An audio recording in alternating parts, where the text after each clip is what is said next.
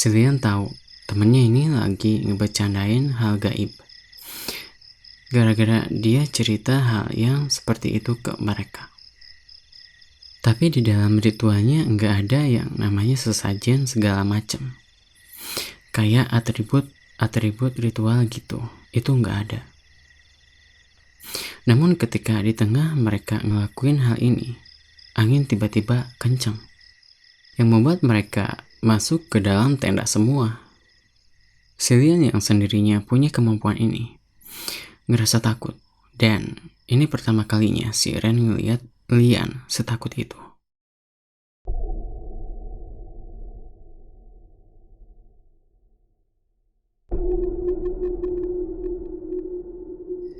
Oke, halo semuanya. Kali ini gue mau bacain cerita fiksi tentang ritual pemanggilan iblis yang dilakukan oleh sekelompok remaja SMA di suatu kawasan pegunungan. Cerita singkatnya, mereka berlima bercanda tentang hal gaib sehingga membuat mereka harus menanggung akibatnya. Dan berikut simak ceritanya.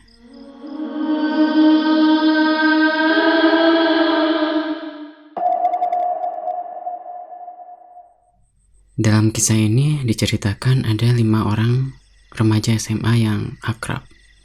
Semuanya mereka berteman dengan baik, namun ada beberapa hal yang bisa membuat mereka risih tentang sesuatu. Entah itu candaan atau sesuatu yang berkenaan dengan hal yang tidak terlihat. Di antara mereka berlima ada satu orang bernama Lian. Dia ini seorang yang bisa melihat hal yang orang lain nggak bisa lihat.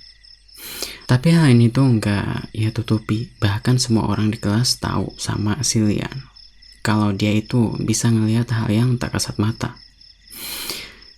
3 orang dari temannya ini nggak percaya sama kemampuannya si Lian. Sebut aja mereka Kahi, Nora, dan Rapi. Nah, mereka agak risih ketika si Lian ini tiba-tiba kayak orang yang benar-benar bisa lihat mereka yang gaib. Yang ada di pikiran mereka bertiga, mungkin si Lian ini punya penyakit yang kaitannya terlalu banyak berhalusinasi. Mereka juga emang sedikit khawatir sama dia. Cuman mereka bertiga ini nggak tahu yang sebenarnya.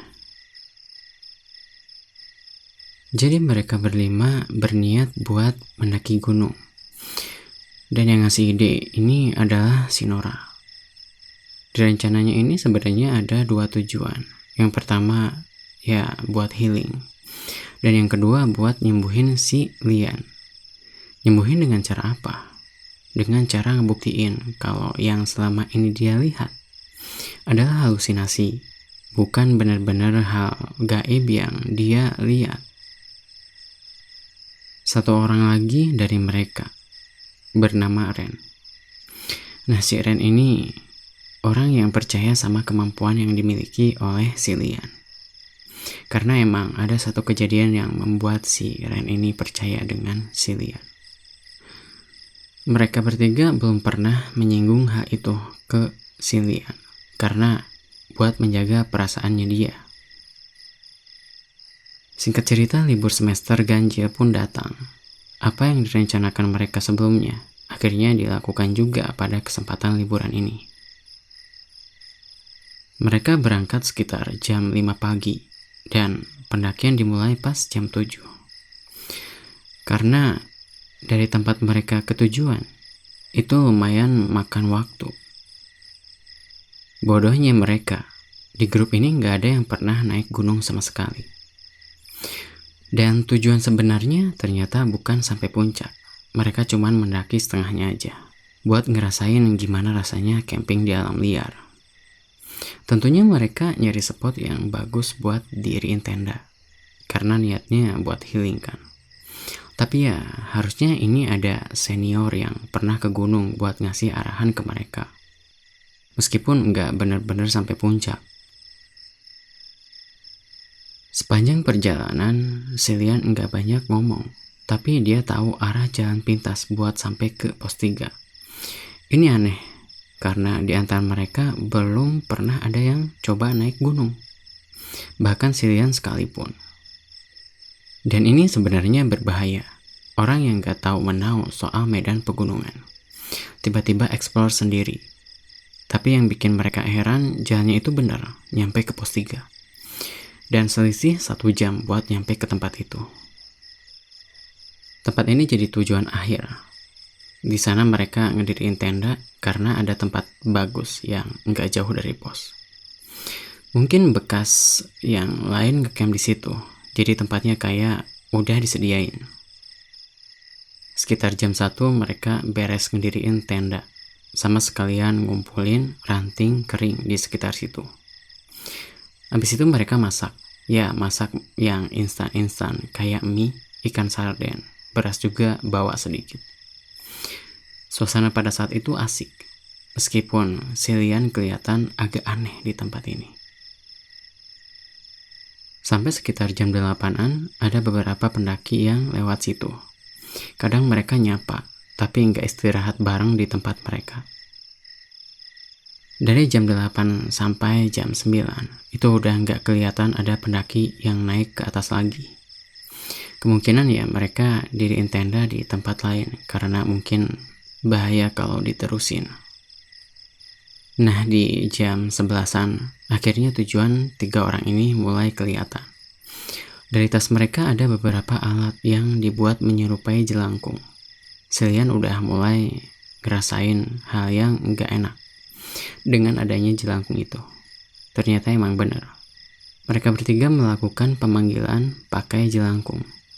Meskipun terlihat nggak niat dari segi bahan dan perlengkapan pemanggilan, tetap aja ini udah masuk ke ranah mereka yang nggak terlihat. Cillian tahu temennya ini lagi ngebecandain hal gaib. Gara-gara dia cerita hal yang seperti itu ke mereka. Tapi di dalam ritualnya nggak ada yang namanya sesajen segala macam. Kayak atribut ritual gitu, itu nggak ada. Namun ketika di tengah mereka ngelakuin hal ini, angin tiba-tiba kencang, yang membuat mereka masuk ke dalam tenda semua. Cillian yang sendirinya punya kemampuan ini ngerasa takut, dan ini pertama kalinya si Ren ngeliat Lian setakut itu. Karena yang dia tahu selama Cillian mempunyai kemampuan melihat mereka, belum pernah sekalipun ngeliat si Lian setakut ini. Angin yang kencang pada saat itu enggak lama. Kemudian 4 orang teman Cillian keluar lagi.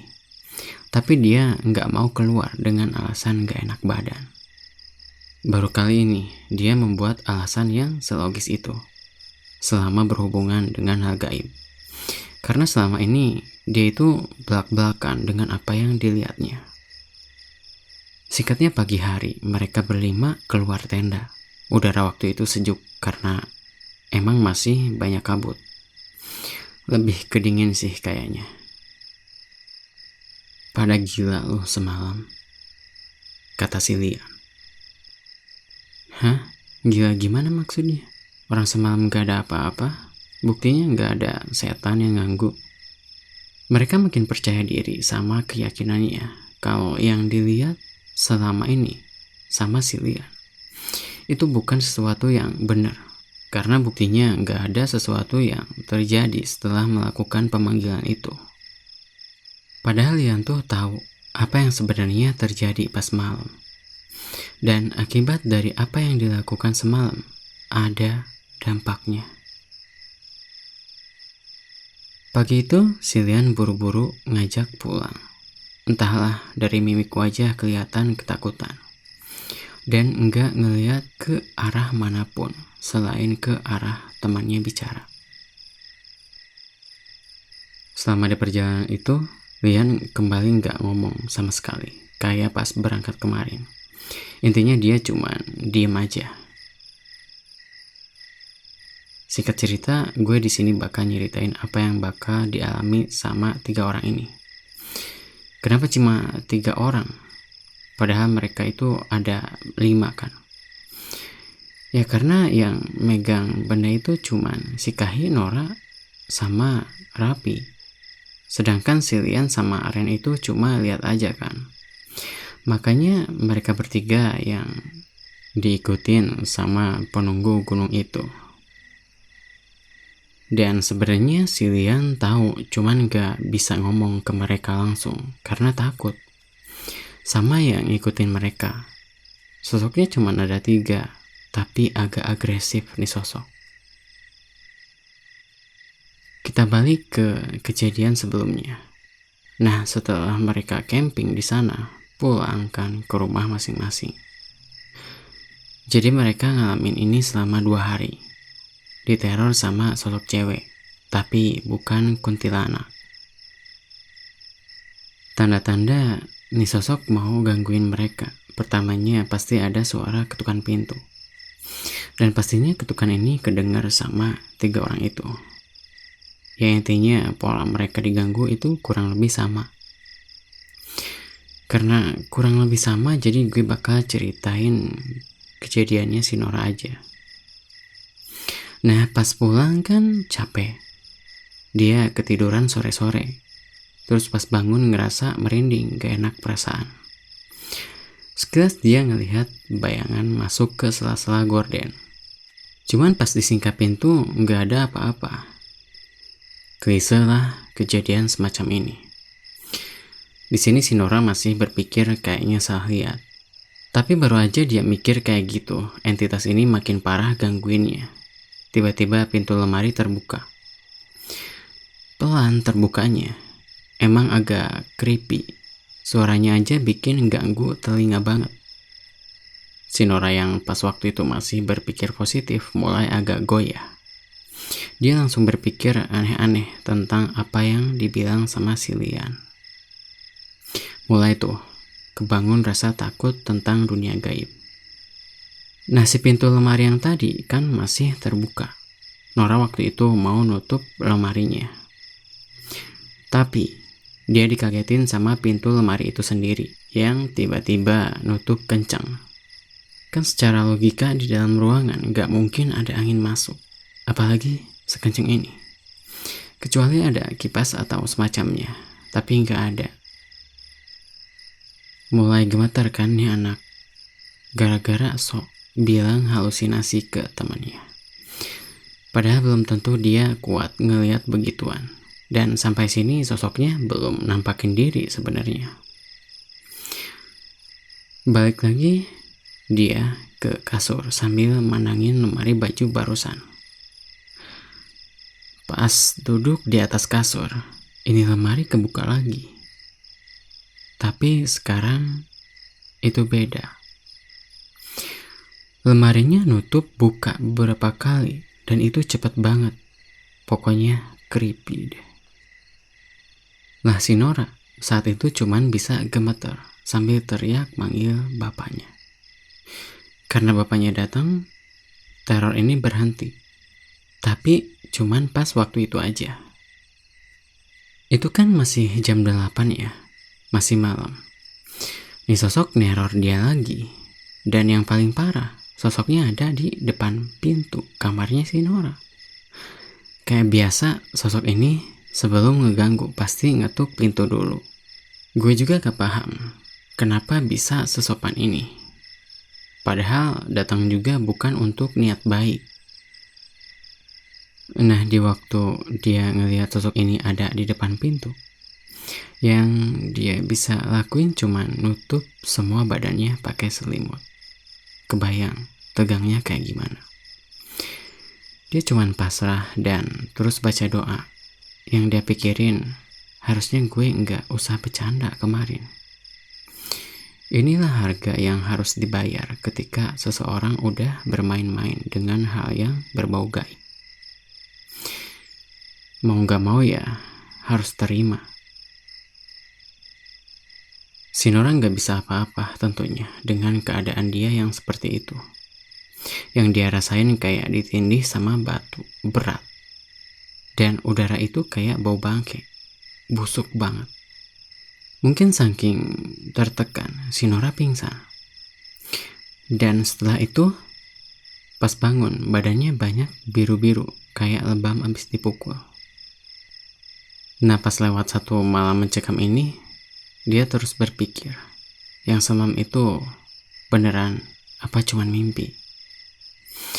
Intinya nggak ada hasil pikiran yang matang dari kebingungannya. Mau tidur di kamar takut, tapi bilang ke ortu juga malu.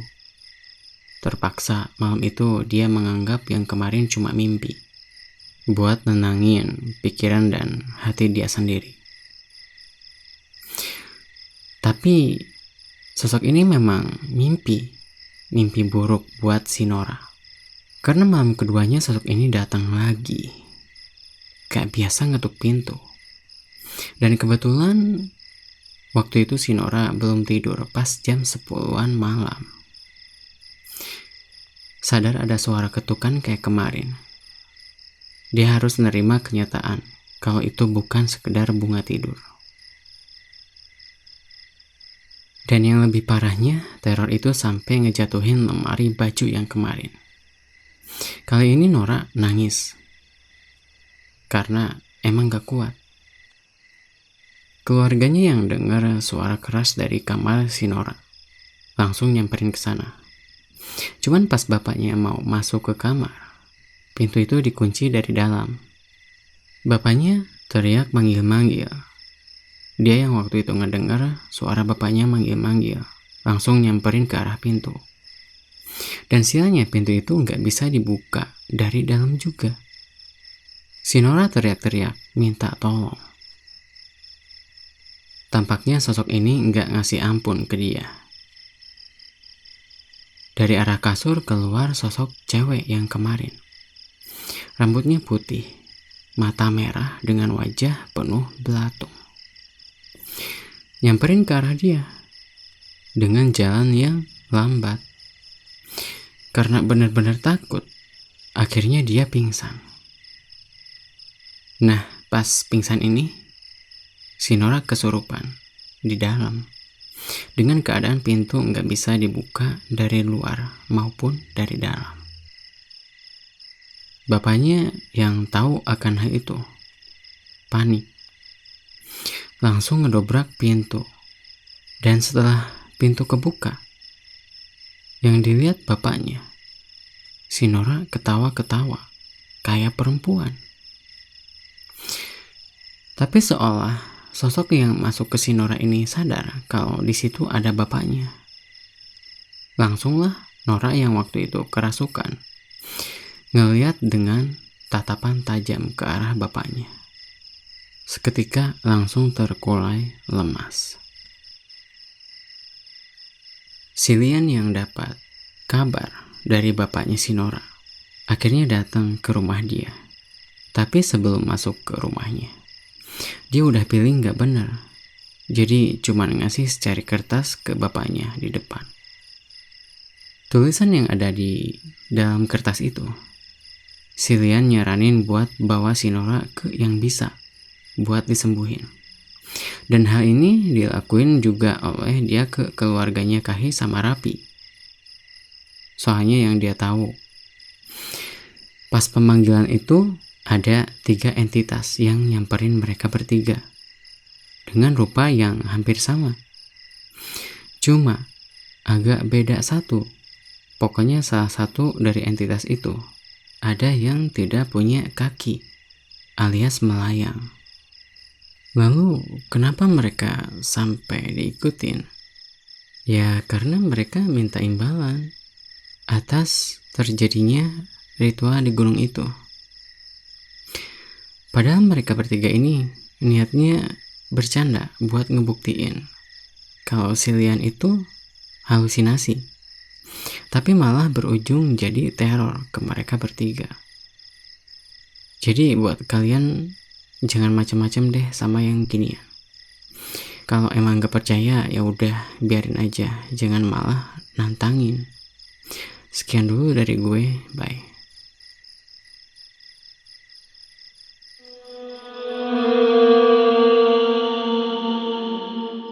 Gimana menurut kalian cerita horor kali ini? Serem kan? Jangan lupa subscribe dan share ya.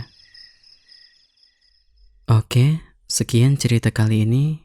Thanks for watching. Bye.